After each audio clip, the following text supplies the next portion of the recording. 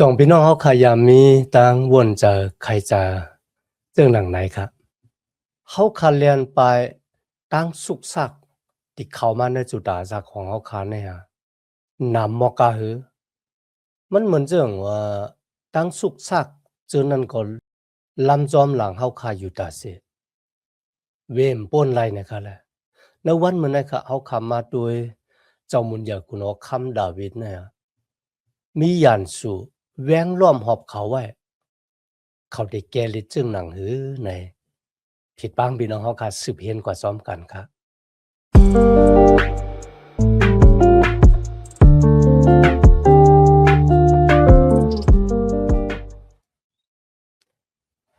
มาสูงค่าพี่น้องผู้ชมยินเสียงใต้ตีนับยำกูเจ้ากูปายามเด็กดังสายลมอีกปาดังขาวลงแรงเปิ้งไหลมาหบทบหบหยากันกว่าแทงวันหนึ่งค่ะย้อนหาตั้งหักเมตตาตั้งนิมจ้าตั้งสมซื้อมวลเปียวตีลูกดีถาวราพระเป็นเจ้าผู้ใหญ่แม่และสูงสุดโตขอดเพียวถึงนจุดะสักตานของเอาคากว่าหังผ่า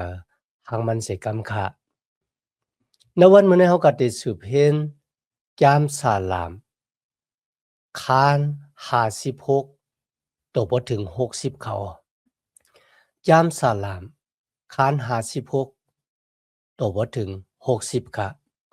ในคาน56ข้อที่1ถึง2เนี่ยเป็นตั้งอันคุยเปียนี้ลองหมั่นแม่นสิจะตั้งอันย่านสู่ป้ากันล้อมแวงไว้แล้วก็ตึกเขาค่ะนะในข้อที่3ถึง4ค่ะเมื่อเฮามีตั้งกูเฮาได้เต็บตัดสินจะเลิกตาดตั้มจะวางจากไรที่ในเจ้ามุนยาคุณอคำดาวิด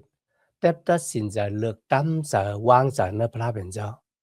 ต่างกีสู่พระเป็นเจ้าก็บ่สังกะลาบ่ไหนนึงก็บ่พระเป็นเจ้าบ้านเนี่ยมันเจ้าเปิดทิ้งกติสัจจามันอยู่ดาสิข้อที่5ถึง7ค่ะยานสู่ของเจ้ามุนยาคุณอคำดาวิด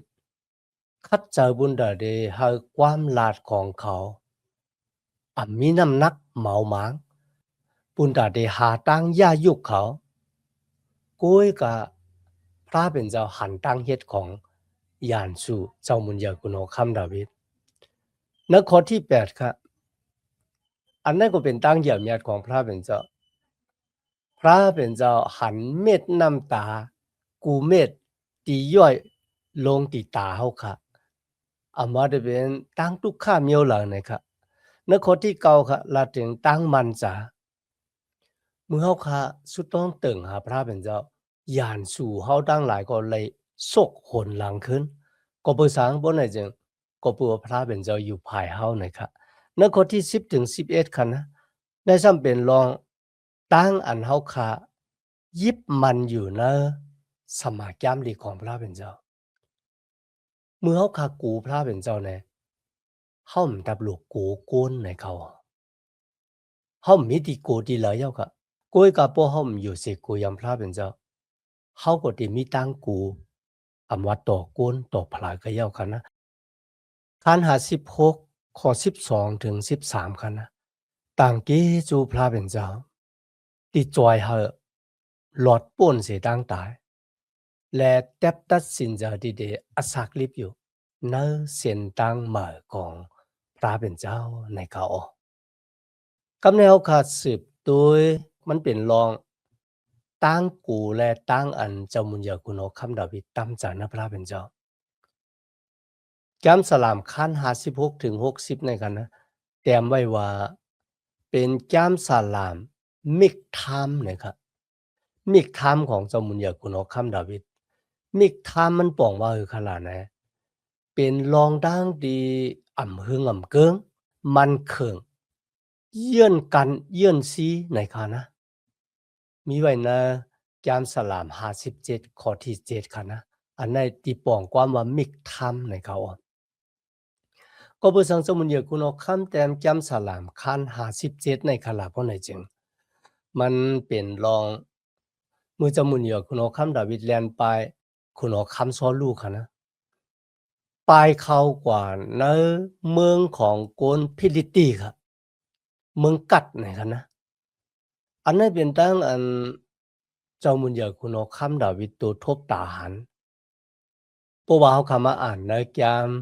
1 Samuel คัน21ครับนะที่ไหนอะเจ้ามุนยาคุณเอาคำดาวิดกวาดตกอยู่ในเกกลางยานสู่แว้งล้อมหอบเขาไว้ป้าเขาขึ้นมือจู้เจ้ามุนยาคุณเอาคำ พี่น้องค่ะหมู่หมัดพ้องเมืองดังหลายตองค่ะรู้นะว่านั่นอะดาวิดก็นั่นอะที่คนมิวอิสราเขาปากันยกยองยองย่อว่าโซลูแหมก้นเป็นเหงดาวิดเนี่ยแหมก้นเป็นหมื่นหมู่หมัดพ้องเมืองดังหลายขุนศึกดังหลายลาดที่คุณออกคำพิลิตตีว่าเขา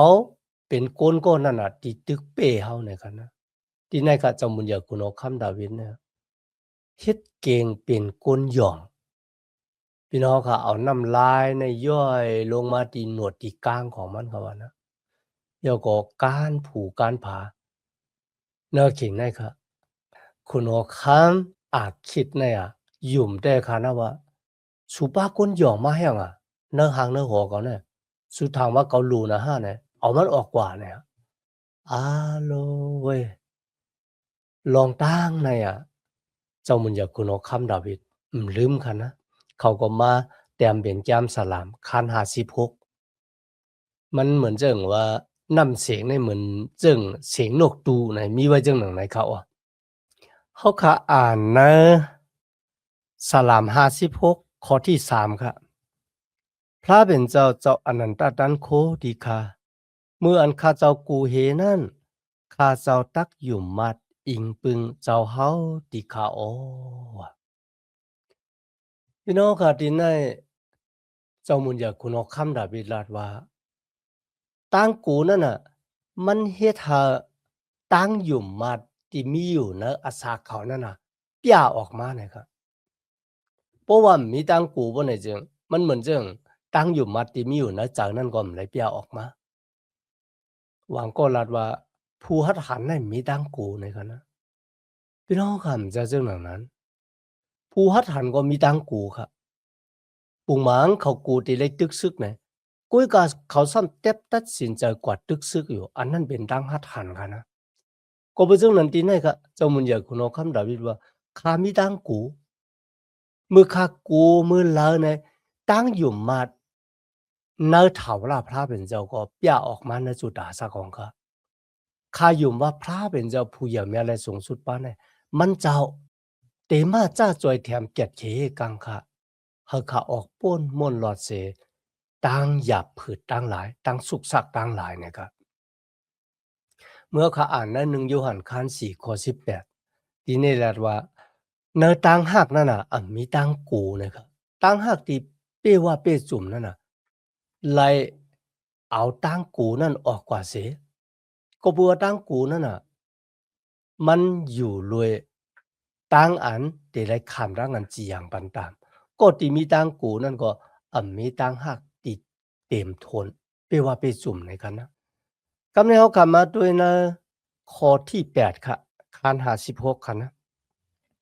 เจ้าเฮาฮู้ลองอันข้าเจ้าเลยขามทุกข้าขานจะฐานหือนั่นอยู่แลแค้นดอเอาน้ำตาข้าเจ้าตั้งหลายแถมสะกันนั้นน้ำเตาเจ้าเฮาเสกำตีค่ะแต่หมายไว้กันนั้นหลิกจะล่างเจ้าเฮาใจตีค่ะฮือพี่น้องค่ะนั่นก็เป็นรองที่หลีอ้ามแต่ค่ะนะ เอาน้ำตาเนี่ยใส่ไว้ในเตาครับเมื่อกูบอกได้อาจจะเป็นโถงหนังที่เป็นหนังสัตว์เดรัจฉานนะครับนะเอามาเยียบเป็นโถงแล้วก็เขาได้สารน้ำหมักสปีเจอนะครับเนาะเจ้ามุญญาคุณเอาคำดาวิดลาว่าพระเป็นเจ้าเจ้าเขาเลยหันตั้งอันคาเลยขานทุกขานขานจะฐานหือน้ำตาของข้าเจ้าทั้งหลายเนี่ยย้อนจะเอาแถมใส่ไว้ในเตานะครับ Cam này bố hậu khát tôi con cả bản mơ cụ bò khả na conที่อยู่บอดเมืองวันออกในค่ะแหละอาชาปอดกลางวันออกเมื่อเขาเลยขานดังอันตุกข้าขานจาเนี่ยเขาก็ได้เอาน้ำตาเขาเนี่ยใส่ไว้ในโถงหนังครับ บ่เป็นกะปานในก็เนาเตาปะแลงจังได๋ค่ะนะบ่ยอเฮ็ดจึงค่ะล่ะบ่ไหนจึงมื้อโกนที่เขาฮักนั่นน่ะเลยตายกว่าเขาก็สิเอาธงน้ำตาของเขาเนี่ยกว่าช้าไว้ที่หิมขุมช้างแข้งของก็ที่เขาฮักนั่นเขานั่นมันปองว่าเขาฮักก้อนนั่นน่ะแหนะดีแน่จะมุนอยากคุณเอาคำดาวิดย้อนหาพระเป็นเจ้าเอาน้ำตาของเขาแถมใส่ไว้ในเตาในเขาในข้อที่10ค่ะกติถาวรพระเป็นเจ้านั้นข้าเจ้ายองโยกติสัจจะมันเจ้าที่เขาพี่น้องค่ะในสมัยยามที่ไทยลาดว่าข้าเจ้ายองโย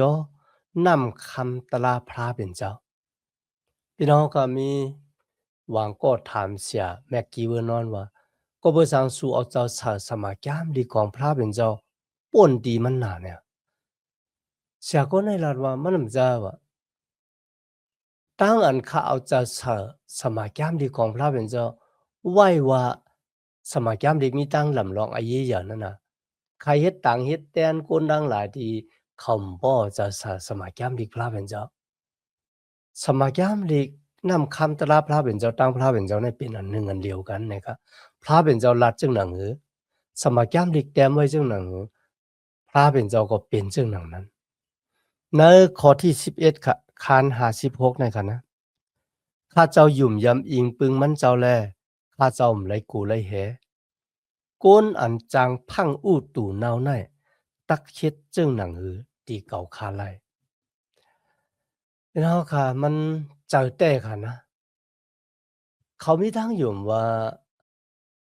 ตั้งจอยแถมของพระเป็นเจ้านั่นน่ะมันเป็นตั้งจอยแถมตันหนึ่งไลกูสำกูเปิงมือมีตั้งอยู่เสกูยำพระเป็นเจ้าค่ะนะยองโยต่างเกจูพระเป็นเจ้านะครับในข้อที่13คัน56ในกันนะก็เบอเจ้าเฮาเกณฑ์นุเอาข้าเจ้าเสกตีตั้งตายแลอำปันอักขว้างเฮาดินข้าเจ้าเลยประหลาดกว่าตีขาอ้อปืนในแลข้าเจ้าเลยไปกว่าภายหน้าพระเป็นเจ้ากันเนออันแรงอันทองจู้กันเนือเขาเจื้ออันอสากลิบนั่นตีขาอ้อในกันนะพี่น้องค่ะในกาปานนั่นค่ะเจ้ามุนเหยาคุณเอาคำดาวินในอาทิเฮ็ดวัวระแปดใหญ่หลงว่ายสิเขาเฮ็ดวัวระแปดเจ้าค่ะนะเขาอำคืนเฮ็ดวัวระแปดติยามเฮ็ดมานั่นแทงกันนะปัวกว่าแตกด้วยดังเจ้ามุนเหยาคุณเอาคำเมืองป่าบุรุน5เนี่ยเจ้ามุนเหยาคุณเอาคำนักกาปานเดียวกันดังเขากวนจนนั้นเฮ็ดวัวระแปดเหมือนเจิงที่เจ้ามุนเหยาคุณเอาคำดาวิเทศที่จับแสงอันดังปราสาทเสบะตังอุริยาในกันนะ คุณโอค้ำดิมเลยอยู่มัดพระเป็นเจ้าเขาเฮ็ดบุรเปียดเมียวเนี่ยซ้ำเย้าก็ซ้ำแทงกุ้ยกะเจ้ามุนยาคุณโอค้ำดาวิเนี่ยมันย้ำเฮ็ดแทงบอกว่าเขาอิงปึงอากูพระเป็นเจ้าแต่ว่ากันนะพี่น้องค่ะในวันเมื่อในเฮาค่ะทั้งหลายที่เป็นลูกหลานตะเป้พระเป็นเจ้าในสมัยยามเด็กมีไว้ว่าวิญญาณหมดจังของพระเป็นเจ้าเต็มมาจ้าจอยแถมเฮาค่ะก็บ่จังนั้นตั้งเฮาค่ะเอาตั้งเป็นแหนงวัวระแปดอาสาเก่าตั้งกรรมตั้งจ้างเก่านั่นน่ะ มันน่าจะก็เปิดเอ็นแห้งเขากุยกับมันเปลี่ยนก็เปิดแห้งดันโควิ่งเห็นมดจังของพระเป็นเจ้าในเขากับแนวคำมาถึงสลัมคาน57คันนะอันนี้ซ้ำเป็นตั้งอันย้อนกรุณาตีพระเป็นเจ้าครับย้อนเอาพระเป็นเจ้ามีกรุณาต่อคานในกันนะจำสลามคาน57ในฮะนะเจ้ามุนอยากคุณเอาคำดาวิดคุกจะไล่ลองดังที่เขาไล่โคบไล่ทบมา เมื่อเขาเรียนไปจมุนอยากคุณเอาคำซ้อนลูกค่ะนะเขาเข้ากว่าอยู่เนื้อทำ NKD ในกันนะ NKD หรือฉะนั้นก็เขาอยู่เนื้อทำอัดุลลามมันอยู่จำกันดังทำ NKD ในกันนะจำสาลามเดี๋ยวเขาห้องว่ามิกทำเนี่ยมันปองว่าอย่าญาติลูกญาติแล้วในเขาที่แต่มันค่ะนะจมุนอยากคุณเอาคำดาวิดมีความญาติลูกญาติแล้วเจ้ามุนอยากคุณเอาคำซ้อนลูกก้อยกาเขาเฮ็ดค่ะพี่น้องค่ะในข้อที่1ค่ะ คาน57ค่ะนะพระเป็นเจ้าดีค่ะฉันโตเอลูข้าเจ้าเสกัมดีค่ะเอลูข้าเจ้าก็เปือนข้าเจ้ามาสอนโฮมเจ้าเฮานั้นเสกัมดีค่ะกะเตอโฮมปีกเจ้าเฮานั้นข้าเจ้าสอนอยู่ต่อถึงฮอดผลหลงล้มหลงป่วนกว่านั้นดีค่ะโอ้พี่น้องค่ะเขามาอยู่เตอปีกของพระเป็นเจ้าเขาเลยย้อนตั้งอันซื้อต่อเขาเลยย้อนตั้งอันเมตตาเพลงกันนะเพราะว่าย้อนจึงนั้นในเขาฮู้ว่าพระเป็นเจ้าแทบตัดจอมหนังตั้งกำตั้งย่างเขาในเขาเดมเลยครับตั้งเกกยอดที่ในเขาย้อนกรุณาของพระเป็นเจ้า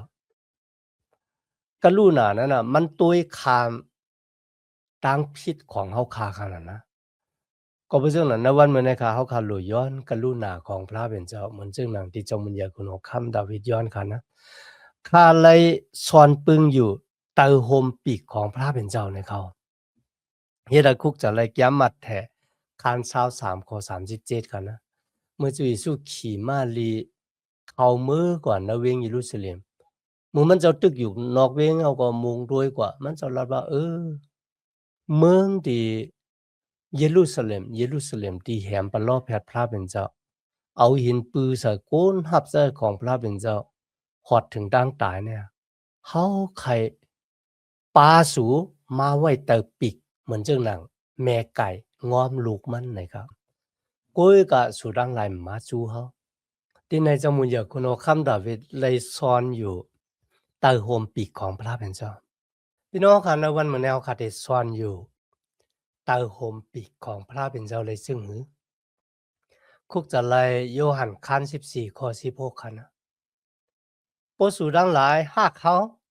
สู่ก็ลูกกำจังซ้อมหนังปิงหยาบของเฮาในค่ะตั้งอันอยู่ใต้โฮมปีกของพระเป็นเจ้าคัน57ข้อ3ค่ะ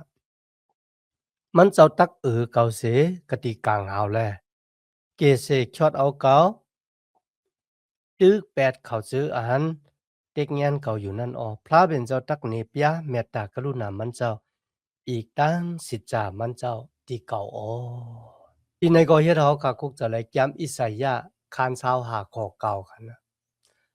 ลาถึงพระเป็นเจ้าของเฮาเป็นเจ้าเกกชอดอันเจ็ดอันมานค่ะนะ เมื่อเขาเปิดทามุงทาพระเป็นเจ้าเนี่ยมันเจ้าติดจอยเฮาค่ะ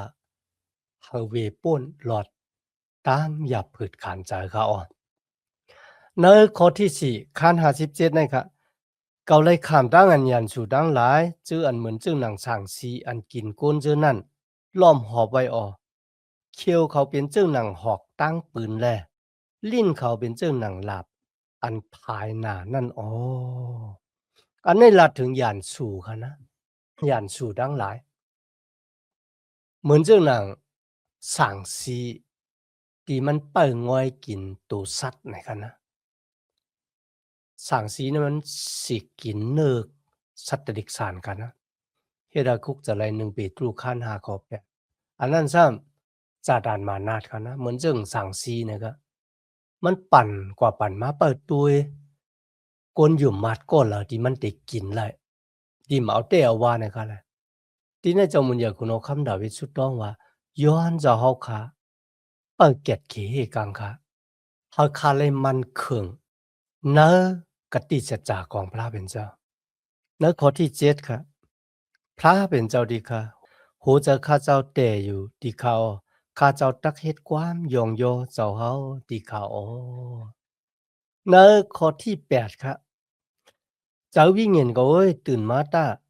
ติ่งเขาตะลอเขาเอ้ยตื่นมาตาเขาตักตื่นมาเจ้าเจียวๆอยู่อ๋อพี่น้องค่ะ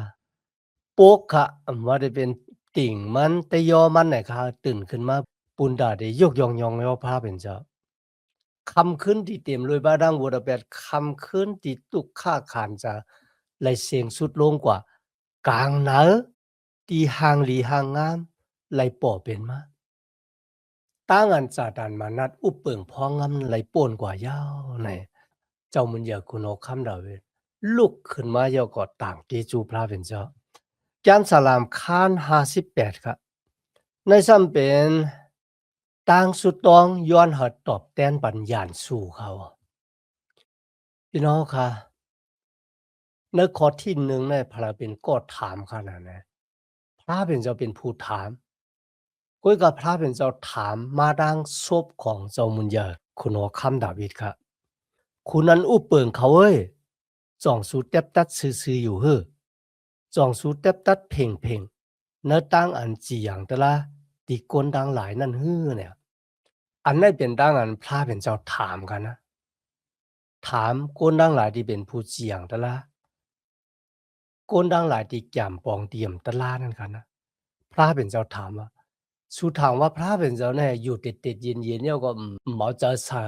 ตั้งหมึกตั้งเรื่องเจ้านั้นห้าเนี่ยอย่าถางเจ้าหนังนั้นไหนกันนะพระเป็นเจ้าติดตอบแทนปันไหนครับพี่น้องครับเมื่อเขาอ่านข้อที่3ต่อว่าถึงข้อที่6ในกันนะเจ้ามุนอยากคุณคำดาวิดเนี่ยย้อนหา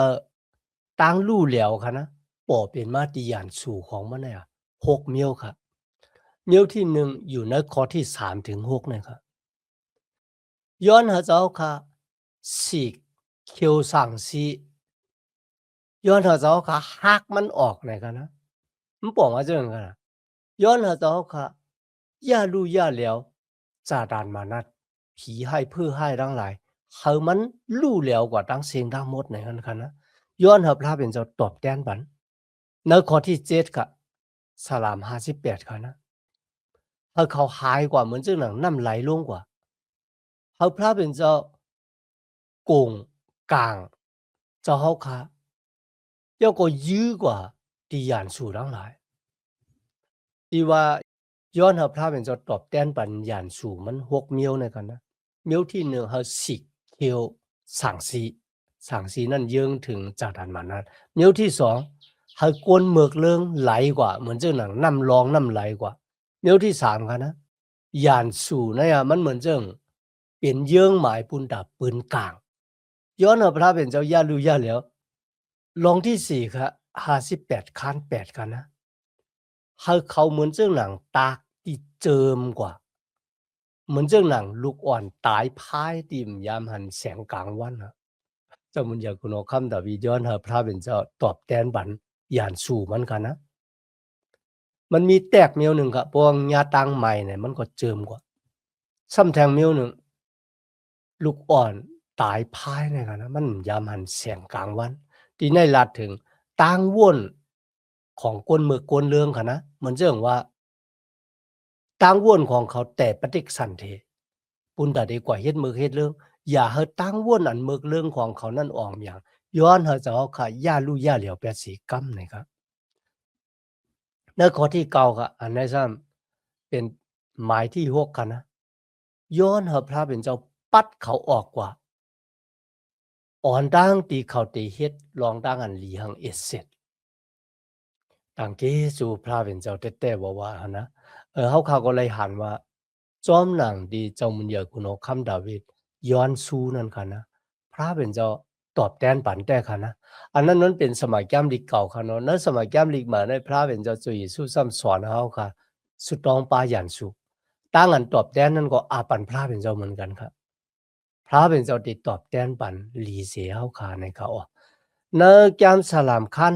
59 60ค่ะเนาะแก้มสลามคัน59ค่ะ อันนั้นเป็นอักขิงข้าวยามที่คุณหอคำซอลูเจ้าลูกซึกมันกว่าเป้าตีเฮือนของดาวิดปุณดาได้เงียบเอานะครับเลยเพราะว่าพี่น้องเขาอ่านนะ1ซามูเอล2ซามูเอลครับนะคุณหอคำซอลูเนี่ยเอาลูกยิงมันอาปันเจ้ามุนยาคุณหอคำดาวิดเดียวก็มีเฮือนที่นั่นเดี๋ยวก็แม่ของดาวิดเนี่ยมันฮู้ว่าปอมันเตเจ้าลูกศึกมันมาตีมายอบเดี๋ยวก็แหมดาวิดตายมันลาติดาวิดว่ามาหลบไปที่ไหนคะนะเจ้ามุนยาคุณเอาคำดาวิดลักไปนะขิงกลางขึ้นครับก็เพราะจังไหนยามสาลามคัน59 60เนี่ยมันเป็นรองดังที่อยู่ในใจของเจ้ามุนยาคุณเอาคำดาวิด พระเป็นเจ้าเลยจวยเขาจึงหนังหือนะครับคาน59ข้อที่1ถึง3ครับพระเป็นเจ้าเก่าคาดิคาแก้นดอกเกเสกชอดเอาคาเจ้าเฮ ลอดเสกันนะมือหยันสู่ข้าเจ้าตั้งหลายเสคำที่ค่ะแค้นดอกเกตเขเฮกังปันข้าเจ้าเสกติเพเขาเจืออันตึกโตข้าเจ้านั่นเสคำที่ค่ะแค้นดอกเกเสเขียวเราข้าเจ้าเสกันนะมือกวนให้กวนหมึกตั้งหลายแลถูดนุกเอาข้าเจ้าเสกันนะมือเขาเจืออันเอาอาศักกนตายนั่นเสคำที่ค่ะด้วยดีค่ะรู้เขาอ่อนกันหลอมเป้อเขาเลยเอาข้าเจ้าตายแล้ว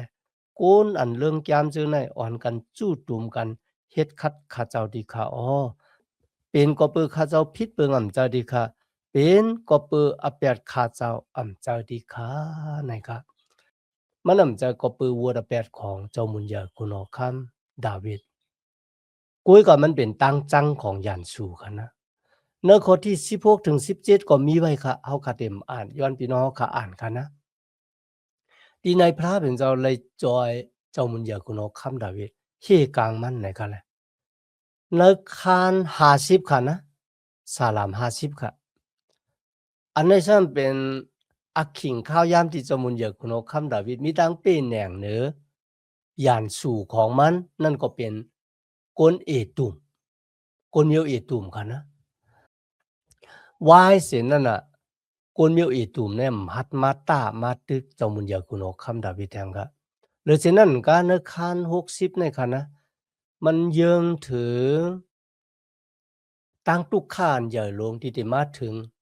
วายเสเจ้าเยซูคริสต์ฮับคนอยู่มัดขึ้นมือก้นดีเหลืออยู่นั่นค่ะแต่ไรคำร่างอันขีนิกเต็กติงตุกข้าอย่าเผิดน้ำแต่ไหนมันเป็นความประลอบแผดปลาเก่าจามสลามคัน60ในคันนะในข้อที่1ค่ะ พระเป็นเจ้าดีข้าเจ้าเฮาจุนแปดข้าเจ้าเฮาเขาแลหากข้าเจ้าเฮาเขาตกซุมแปดตีขายาเจ้าเฮาออกโตซาตอข้าเจ้าเฮาเขาตีขายาโกยกามือเหลียวแน่แค้นดอเจ้าเฮาขึ้นมาจูข้าเจ้าเฮาเขาสิกำดีค่ะในข้อที่1ในเป็นตั้งอันย้อนตั้งสวยแถมที่พระเป็นเจ้าค่ะความตอบอยู่ในข้อที่6ในข้อที่6ค่ะ ลูกเสกะตีอันมดจางเจ้านั่นพระเป็นเจ้าลาดว่าเกาตักเฮ็ดป้อยอ่องซึกอันจักเพเว้งสิขิมออเกาตักแตบแมงปางหวยสุกกุดปันติกนเก่าตั้งหลายอ๋ออันนี้เป็นพระเป็นเจ้าตอบกันนะพระเป็นเจ้าตักมาจาจ่วยแถมเขามันได้ออกเมียงไรจึงหนังคือกันล่ะเนี่ยในข้อที่เก้าครับ พระเป็นเจ้าดีข้าผู้ละตักเอาข้าเจ้าส่งจูกันนเวงอันแห้งยานานั่นผู้ละตักเอาข้าเจ้าส่งกว่ากติเมืองเอตุมที่ข้ามันปองว่าพลาเดป้าคากว่าตีมีตั้งอันเฮซึกไลหลีที่สุดค่ะนะเหมือนจังเมืองเอตุมเจ้าเนี่ยนะคะนะกุ้ยกับพระเป็นเจ้าดิเป็นก็ที่ป้าเขากว่ามันดึนเตอ่องอย่างอามานคานเป็นในข้อที่10ค่ะนะ เจ้าเฮาเปแปดข้าเจ้าเฮาเขายาวเจ้าเต้ตีข้าฮื้ออันนั้นเป็นความถามค่ะเจ้าเต้ตีข้าฮื้อเจ้าเฮาเต็มขี่ซึกกว่าลุยกันตั้งตับซึกข้าเจ้าเฮาเขาตีข้าฮื้อแหน่พี่น้องก็เอาข่าหันว่ามือคนมิวอิเซลาเขาตุกขะว่ากาปันเลยค่ะนะพระเป็นเจ้าคืนตอบความสุดตองของเขาว่ามือเขามีทั้งตุกขะมีทั้งสุกสักหยับผืดคันจ้ะตัวหนังวางพอเขาเฮ็ดบัวระแปดต่อพระเป็นเจ้าค่ะ พระเป็นเจ้าก็ยังมาจ้าจอยแถมเขาวายเสียนั่นก็ให้เขาหนองตาตั้งพิษให้เขาคุกจะเลยไม่เจ้าระเบียอันนี้เขาคาเลยหันตั้งหักของพระเป็นเจ้าเลยเขาคาเลยหันพระเป็นเจ้าป้าในว่ามันเป็นพระเป็นเจ้าตีหลีแต่ตีเหย่าเมียแต่ต่อก้นของมันเจ้าในวันมื้อนี้ค่ะวางบอกนะเฮาเลยเฮ็ดดีสังสิมียวคันนะมื้อสุดต้องตึงหาพระเป็นเจ้าพระเป็นเจ้าจอยเฮา ว่ายเสียนั้นเฮาคาก็ขึ้นหนองตาตั้งผิดของเฮาว่าเฮาบ่กึ่งถึกที่ได้ไล่ขามดังหันจ้อยแถมเฮาก็เต็บตัดสินใจเป๋แปดบัวละแปดเดียวก็ขึ้นไหว้น้ำมหาพระเป็นเจ้ามันกว่าปุ่งเร็วกันในเขาอะมีดังนั้นต่างเกจูพระเป็นเจ้าอย่างน่ะในวันมื้อนั้นที่พี่น้องเขามาเห็นแจ่มลิกกว่าจ้อมกันตัวบ่ถึงอะเกี่ยวเขาขาดสุดเสียงกว่ากันเนาะย้อนหาตั้งหักเมตตาตั้งนิมเจอตั้งโจมซื้อมนต์เปียว ที่ลูกที่เท่ารับพระเป็นเจ้าขามาแต่อยู่ในหูเจ้าเฮาคากว่าหังผาหังมันสิกำคะ มาสุงค่า